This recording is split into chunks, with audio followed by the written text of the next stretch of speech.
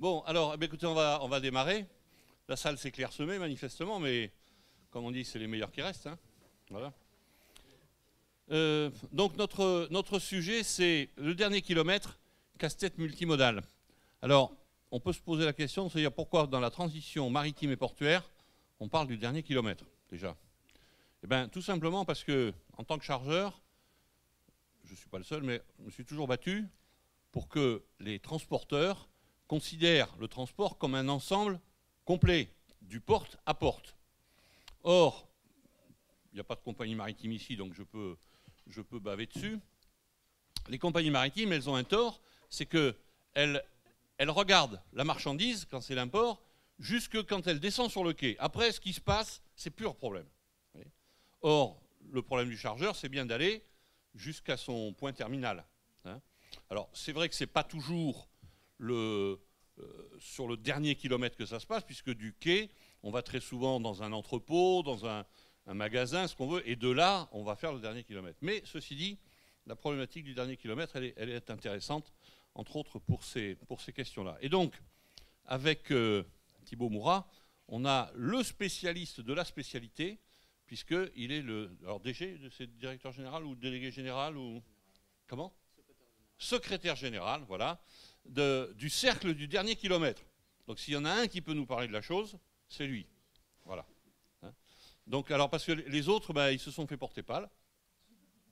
Bon, Amazon, il n'a pas voulu venir. Enfin non, c'est pas ça en fait. Il voulait bien, mais bon, sa société voulait pas, et donc on le verra cet été. Il a promis qu'il venait cet été. Donc, hein. Ah oui. Oui, absolument. Bon, voilà. Donc bref, je vais vous demander de vous présenter, de présenter votre cercle, et puis de dire pourquoi c'est un casse-tête chez vous, quoi. Alors merci pour cette introduction, merci de nous laisser la parole et de pouvoir nous exprimer. Donc je représente effectivement le club du dernier kilomètre de livraison. Ce club a été créé maintenant il y a 6 ans. Il regroupe des industriels qui travaillent naturellement sur ces enjeux liés au dernier kilomètre de livraison. On a des énergéticiens, des chargeurs, des opérateurs, des gens qui travaillent sur des nouvelles solutions, etc. Et l'idée étant de créer un cercle de réflexion, d'échange, notamment avec les autorités publiques, donc que ce soit au niveau national mais également au niveau local, parce qu'il faut travailler sur l'encadrement du dernier kilomètre de livraison d'un point de vue fiscal, d'un point de vue réglementaire, etc. Mais ensuite, cette livraison, elle se fait sur des territoires. On est tous ici consommateurs, on achète tous sur Internet, on se fait tous livrer, et tout ça, ça a un impact. Et j'ai beaucoup apprécié quand vous indiquez que la logistique, c'est un tout. Et ça part de l'usine qui aura fabriqué ce produit jusqu'à la maison et vraiment au dernier mètre. On parle d'ailleurs de dernier mètre pour certains endroits, notamment dans la ville. Du coup, ça, c'est un impact environnemental qui est fort. Et l'idée, c'est de créer un espace de dialogue au sein duquel, à la fois autorités publiques et également ceux qui font ce marché, c'est-à-dire les gens qui aujourd'hui livrent en France, puissent dialoguer et trouver des solutions pérennes, notamment en direction du développement durable, qui est, je dirais, la colonne vertébrale du club du dernier kilomètre de livraison. Alors, pour l'anecdote, mais c'est quand même un élément qui me semble assez important, ce club a été co-créé avec le GART. Le GART étant le groupement des autorités responsables de transport, c'est l'association qui regroupe les élus qui gèrent le transport public en France. Alors pourquoi ? Et ça me semble extrêmement intéressant dans la dynamique dans laquelle ces élus aujourd'hui territoriaux se placent, c'est le fait qu'au final, aujourd'hui, les frontières entre transport public, transport de personnes, transport de marchandises, transport individuel, etc., en fait, toutes ces frontières, aujourd'hui, elles sont en train d'exploser. Il y a plein d'exemples aujourd'hui qui permettent de mettre en relief ce que je viens de dire.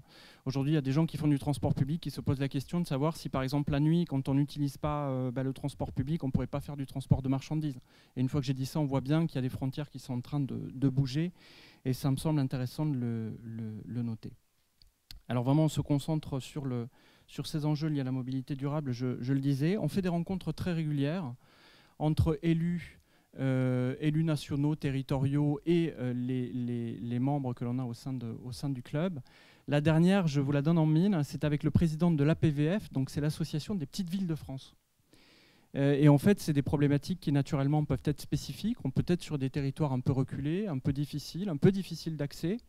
Sauf que là aussi, on se fait livrer naturellement et on doit prendre en compte ces spécificités qui peuvent se faire jour. Alors, un point important également quand on travaille sur ces enjeux liés au dernier kilomètre de livraison, c'est qu'il n'y a pas de solution miracle. Il n'y a pas de solution miracle. Donc, du coup, notamment sur le développement durable, on travaille sur ce que l'on appelle la mixité énergétique.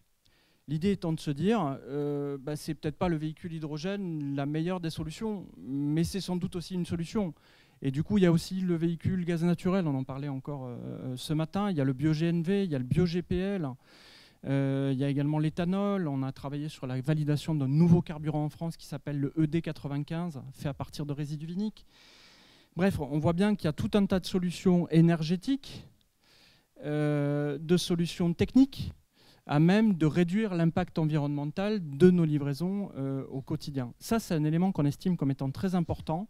L'idée étant de piocher dans cette mixité énergétique l'énergie qui va répondre le mieux aux contraintes de la structure qui a besoin de faire, cet acheminement de colis.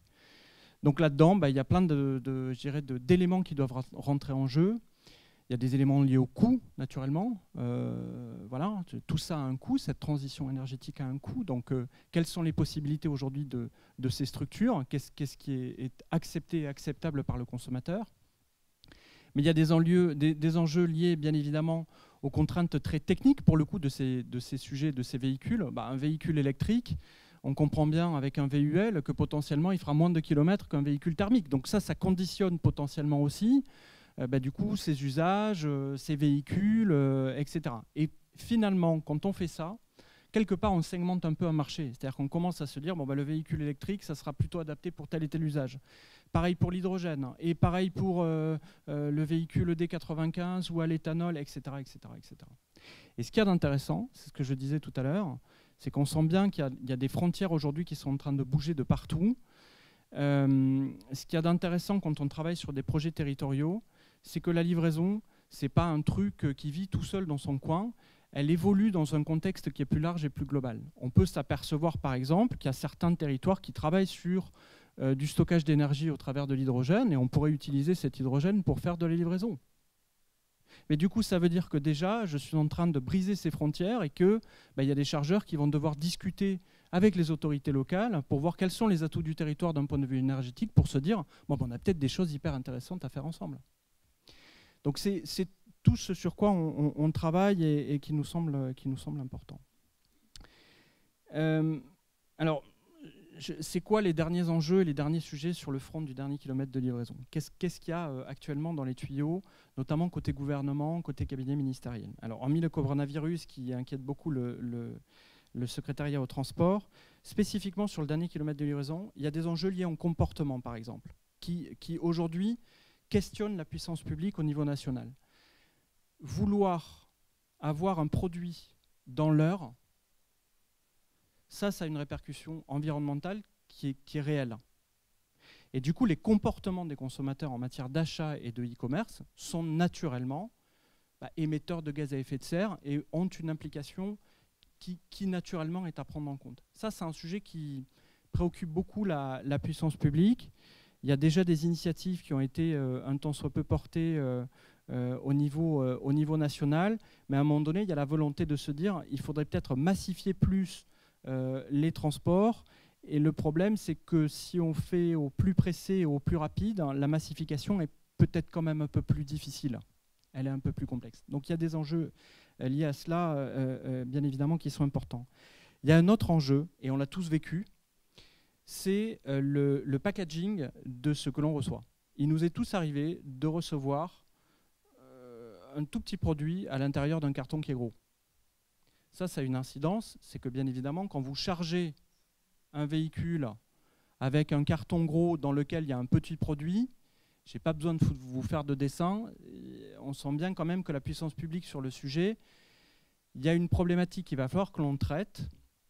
Elle n'est pas facile, elle est extrêmement compliquée parce que bien évidemment, il y a des niveaux d'industrialisation qui font que ce n'est pas évident de faire le bon contenant avec le petit matériel à l'intérieur. Mais c'est des sujets qui, voilà, on sent bien qu'ils sont adressés. Et ensuite, un dernier point qui me semble assez important et que je souhaite partager avec vous, c'est que face à cette complexité, je dirais, en matière d'acheminement de produits auprès du consommateur final, c'est un sujet qui est extrêmement complexe aujourd'hui, à la fois pour les chargeurs et les opérateurs. C'est demain comment les gens vont consommer. Il y a des vraies questions de fond sur le sujet. Comment est-ce qu'ils vont se faire livrer? Comment est-ce que je vais devoir les livrer et sous quelles conditions? Comment est-ce que je dirais on va devoir faire des choix en matière d'énergie? Comment est-ce que du coup ces gens qui demain vont devoir acheter des véhicules électriques, H2, etc., quels vont être les choix qui vont driver leur sujet? C'est clairement pas évident. Et un autre point qui me semble assez important également, d'ailleurs on en parle très souvent et c'est vraiment pas bon, on parle très souvent de gratuité, voilà, on vous offre le transport quand vous achetez quelque chose sur Internet. Ça c'est pas bon du tout, parce que ça induit le fait que ça n'a aucune valeur. C'est-à-dire le transport n'a aucune valeur. C'est faux, c'est créateur de valeur, par essence même. Et du coup, depuis de très nombreuses années, on a eu de cesse de rogner les marges, et notamment marge de manœuvre financière du transport. Et on se retrouve avec aujourd'hui un secteur qui est quand même assez atomisé et sur lequel, malheureusement, il y a des marges de manœuvre financières qui sont faibles. Donc, ça fait, je dirais, voilà, des difficultés qui me semblent assez importantes et sur lesquelles nous tous collectivement, et je mets même le consommateur à l'intérieur du sujet, nous devons nous poser des questions sur notre propre impact en matière de livraison urbaine. Voilà, peut-être en propos très larges, les éléments qui me semblaient utiles peut-être de pouvoir évoquer avec vous.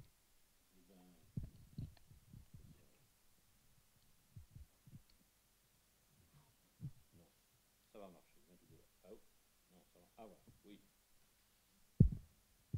Oui, voilà. Merci beaucoup. Effectivement, ça permet de faire le tour des grandes questions qui se posent quand on fait un dernier kilomètre. Alors, je ne sais pas, il vient notre ami du groupe Autier ou pas? Injoignable. Bon. Alors, je vais vous dire, il n'est peut-être pas là parce que justement, il voulait parler de son problème avec son camion. Parce que lui, en fait, le groupe Autier, si vous voulez, c'est un groupe de transport, donc un transporteur qui fait du transport en citerne et du transport de conteneurs. C'est un groupe qui est à La Rochelle, n'est-ce pas? Bon, voilà, et dont le président est en même temps président de la Chambre de commerce et président du port de La Rochelle. Bon. Et il a une structure ici à Dunkerque, et ils ont testé ici à Dunkerque un camion au gaz. Parce qu'il ne faut plus de pétrole, il faut machin. Bon, il s'est mis un camion au gaz. Il a tous les pépins qu'il veut avec son camion au gaz. Et je lui dis, pourquoi? Pour un truc bête, c'est qu'il ne trouve pas de gaz. Donc, le camion, le gars, il téléphone, ouh, je suis en rade, qui c'est qui veut venir me chercher? Ça fait bête quand vous avez un camion de 13 tonnes. Voilà. Donc, oui, mais c'est ça. Hein. Donc, c'est peut-être pour ça qu'il n'est pas là, c'est qu'il est peut-être à 3 km en train d'essayer de souffler dans le ballon pour faire avancer son bazar. Bon.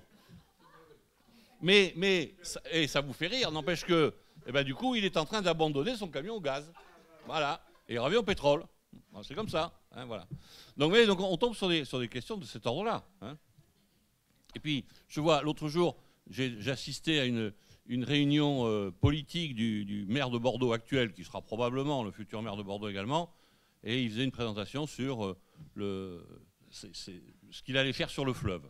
Très bien. Alors, il prévoit d'y mettre des bateaux, des machins, des bus de mer, pas des puces, hein, des bus de mer, et puis du fret. Je dis, mais vous savez, pour le fret, c'est compliqué, parce qu'il y a des grands boulevards, et le fret, il faut lui faire passer le boulevard, quoi. C'est pas toujours simple et tout. Mais si, on suit de très près une expérimentation qui se fait à Paris. Alors, il me donne le nom de la société, je lui dis, dépêchez-vous, parce qu'elle est en liquidation. Bon, voilà. Oui, c'est pas net, hein. C'est quand même pas net. Bon. Autrement dit, c'est quand même assez souvent compliqué, ce dernier kilomètre. Hein. Et pour vous donner une dernière image comme ça, un jour, je suivais un thésard qui faisait une thèse sur, justement, le dernier kilomètre. Alors, là, il nous en sort un pavé comme ça qui devait faire 400 pages. Et puis à la fin, conclusion, ça serait bien qu'il y ait quelqu'un qui soit d'un secteur, qui connaisse bien le secteur, qui pourrait prendre tous les colis, puis les amener chez les gens. Et puis si la personne n'est pas là, il pourrait le poser à côté. Alors je dis, vous êtes en train de me réinventer le facteur. Alors le mec, il me regarde, il me dit, ah oui, c'est un peu le facteur. Je dis, merci pour les 400 premières pages. La dernière, on aurait déjà tout vu. Bon. Voilà quelques problématiques du dernier kilomètre. Bon, ça ne veut pas dire qu'il n'en faut pas du dernier kilomètre. Hein. Et c'est vrai, quand vous dites, moi j'ai vu Madame Borne, notre bien-aimée ministre, encore en bonne santé, nous dire, il faut le dire quand même, ça devient rare un ministre en bonne santé. Mais bon, et donc, elle a toujours été furieuse contre la gratuité du transport. Parce qu'elle dit, un transport gratuit, ça n'a pas de prix, enfin, pas de valeur. Et donc, les gens, ils ne se rendent pas compte que quand ils commandent en 1 heure, effectivement, plus c'est rapide, plus c'est cher, et plus ça consomme d'énergie. C'est logique, ça ne peut pas être autrement. Bon. Maintenant, aller expliquer à un client que Amazon Prime et ses discounts, je ne sais pas quoi, il ne faut plus parce qu'il faut qu'il paye le transport, ça va être moins net. Vous voyez, parce qu'il y a des problèmes de cette nature. Bon. Et finalement, le dernier kilomètre, il est souvent associé à des problématiques qui ne sont pas du tout des problématiques de développement durable. Je prends un exemple précis. Franprix à Paris. Franprix à Paris, ils ont fait un truc super. Il y a une barge qui livre le matin, parce que les écluses sont fermées la nuit à Paris. Mais bon, donc elle arrive le matin, elle décharge des containers qui sont livrés dans la ville après. Alors déjà, je ne sais pas pourquoi ils ont pris des containers spéciaux. Donc ce n'est pas des containers logiques, ils leur ont mis 3 pieds de plus. Bon, ça les regarde, très bien. Et ils font leur livraison. Et quand on leur demande, mais ça coûte cher? Non, ça coûte pas cher. En fait, je vais vous dire, parce que je connais bien son transporteur, ça lui coûte 44% de plus qu'une livraison ordinaire. Vous voyez un peu? Pour un gars qui livre des... c'est Franprix, hein, donc c'est des tas de petits magasins dans Paris. 44% de plus. Alors on peut se dire pourquoi il fait ça. Et honnêtement, ce n'est pas pour la planète. C'est parce que la ville de Paris lui suggérait qu'il fallait qu'il ferme un certain nombre de magasins parce qu'il en avait trop. Et donc, ça allait plus. Bon, il voulait mettre d'autres choses à la place. Voilà. Et donc, il a accepté une surcote, enfin un surcoût plutôt qu'une surcote, un surcoût, pour montrer à la ville de Paris qu'il faisait du verre et que donc... Bon. Mais la grosse contrainte qu'il y a dans cette livraison, c'est qu'il est livré sur les quais de Seine. C'est très bien.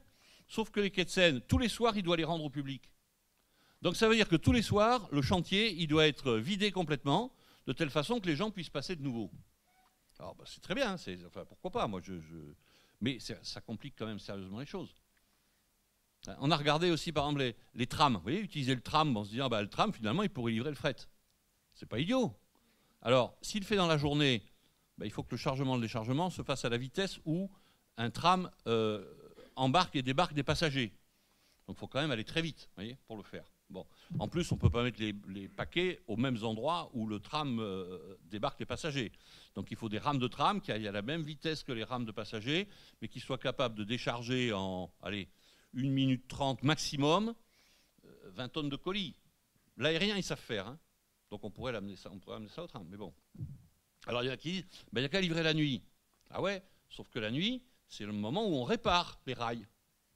Et si vous dites à un client, je te livre demain, s'il n'y a pas de travaux, ça ne va pas le faire. Voyez, donc c'est plein de ces contraintes-là, des contraintes physiques précises, quoi, qui font que la livraison du dernier kilomètre, c'est compliqué.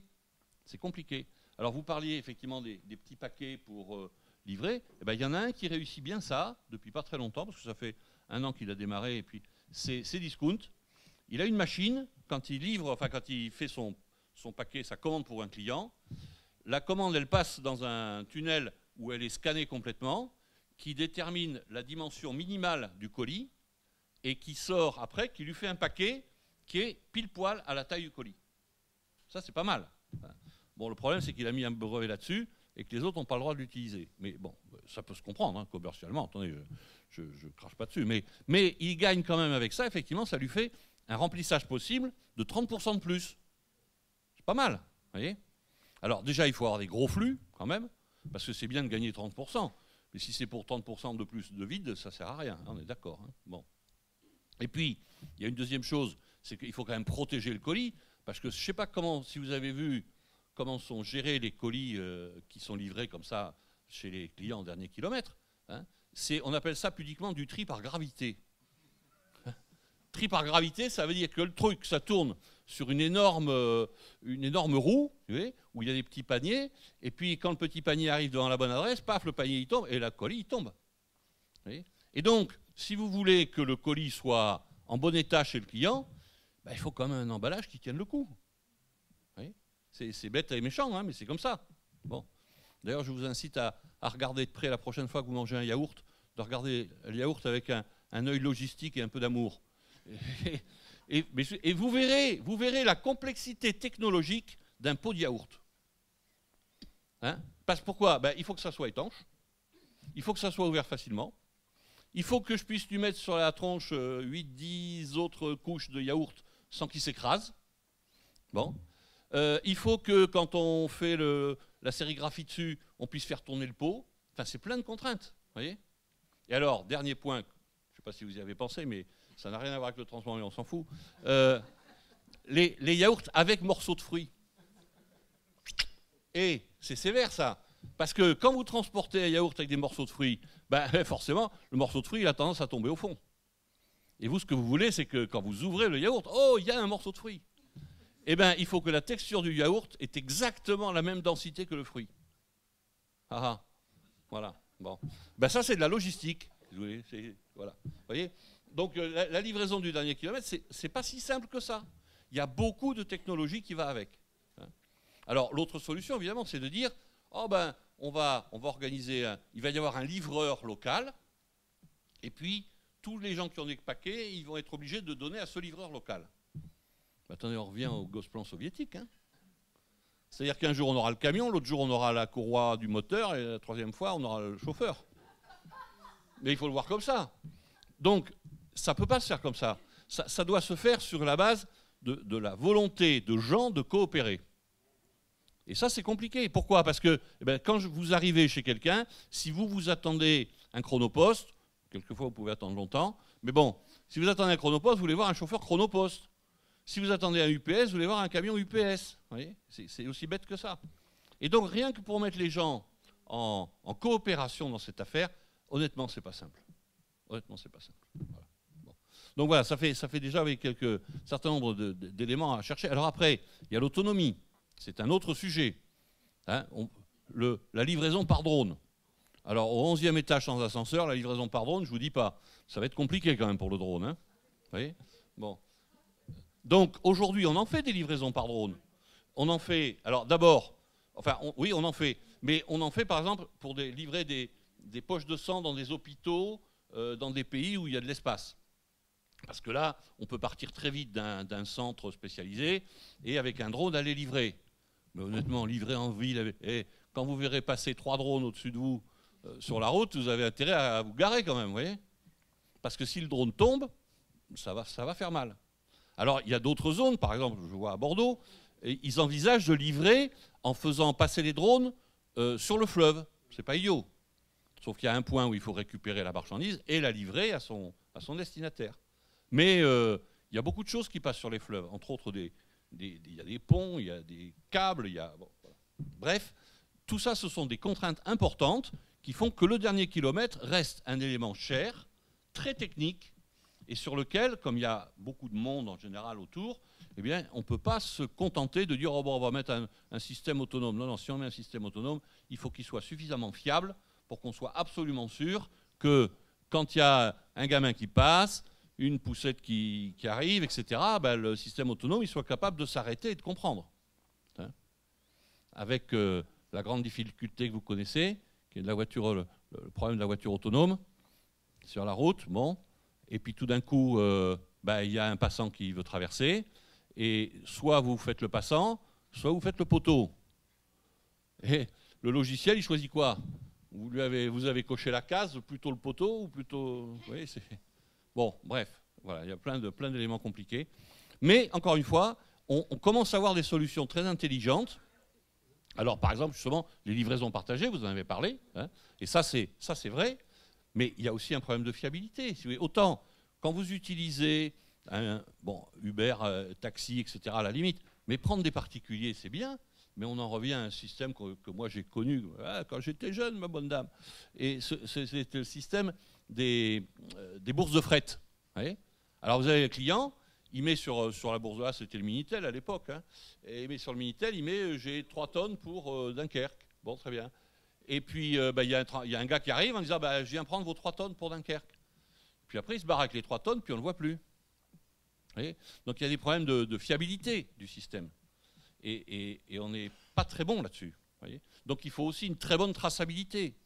Donc une bonne traçabilité, une autonomie très contrôlée, des colis optimisés, et puis après dire aux gens, attends, tu me le demandes dans 1 heure, mais quand est-ce que tu vas t'en servir de ton stylo là, hein? Si c'est pour demain, effectivement, pourquoi ne pas livrer demain? Il faut une redéfinition de l'urgence, absolument, absolument. Mais tu sais, quand on regarde, moi j'avais fait une étude sur l'urgence pour les fret express internationaux. Alors, et dire pourquoi les gens finalement ils prennent du fret express. Je vais vous dire les raisons. Première raison, c'est que la facturation du fret express, c'était simple. Vous avez une ville, vous avez un poids et vous avez un prix. Éventuellement, pour la banlieue, on vous rajoute 3%. Vous prenez un commissionnaire au transport, alors vous avez le chargement qui est au poids brut, le transport qui est au poids volumique, le demi-timbre, ce qu'on appelait aussi la ligne SCPCP, qui était à 12,95 € parce que si ça passe, ça passe. Vous voyez, si ça passe pas, vous l'enlevez, mais si ça passe, ça passe. Bon. Bref, au total, vous avez 9 lignes. Les gars, il fallait calculer 9 lignes sur des problèmes différents. Avec le fret express, il n'y a déjà qu'une ligne. Donc ça, c'était le premier point. Les gens trouvaient que c'était plus simple. Deuxième solution, c'est le patron qui dit à son assistante, il faut que ça parte. Alors, il faut que ça parte, ça part. On ne sait pas s'il y a besoin que ça arrive vite, mais il faut que ça parte. Et finalement, il n'y avait qu'un tiers des gens qui prenaient du transport express parce qu'ils pensaient qu'à l'autre bout, c'était pressé. Et pour avoir travaillé pour Esso, enfin moi j'étais pas Esso, mais j'étais transporteur, ils nous faisaient tout faire en express. Et quand on arrivait dans la verte campagne, là, sur les puits de pétrole, avec le colis, on posait le colis, et le mec il disait, ah c'est pour monsieur machin, on va poser ça là parce qu'il vient de partir, là, il sera là dans 3 jours. Oui, merde. J'ai envoyé un chauffeur la nuit pour porter un colis et le mec il va le prendre dans 3 jours. Oui. En plus, bien sûr. Mais c'est un autre professionnel qui connaît très bien la chose. Hein, voilà. Et qui a vécu ça pendant de nombreuses années aussi. Donc, si vous voulez, voilà. Je vous dis tout ça parce que ce sont des contraintes qui ne sont pas évidentes à prendre en compte, mais ça n'empêche, c'est celles-là qui font que ça marche ou que ça ne marche pas. Et donc, des sociétés qui sont capables aujourd'hui de faire de la livraison terminale dans des bonnes conditions, sans vous annoncer 2 jours avant, vous serez livré entre 8h du matin et 18h, ce qui vous arrange bien, hein, surtout quand vous bossez. Bon. Ce sont des gens qui sont très pointus du point de vue de la gestion de la donnée. Et la gestion de la donnée, c'est pour moi, hein, c'est l'élément principal qui permet de traiter ces livraisons dans des bonnes conditions. Le transporteur qui est capable de vous dire, monsieur, on prend rendez-vous pour mercredi et ça sera entre 14h et 15h30, il y en a, mais ils ne sont pas nombreux. Voilà. Donc ça compte. Après, il y a effectivement le problème des énergies. Qu'est-ce que je vais mettre comme énergie dans mon bazar? Est-ce que j'y mets de l'électricité? Est-ce que j'y mets de l'hydrogène? Est-ce que j'y mets du gaz comprimé? Parce que ça existe aussi. Du gaz liquéfié? Bon. On parle maintenant donc effectivement d'ammoniac aussi. Bon. Et honnêtement, il n'y a pas de solution. C'est pour ça que c'est un casse-tête. Tu vois, c'est pour ça que c'est un vrai casse-tête. Ouais. C'est un vrai casse-tête.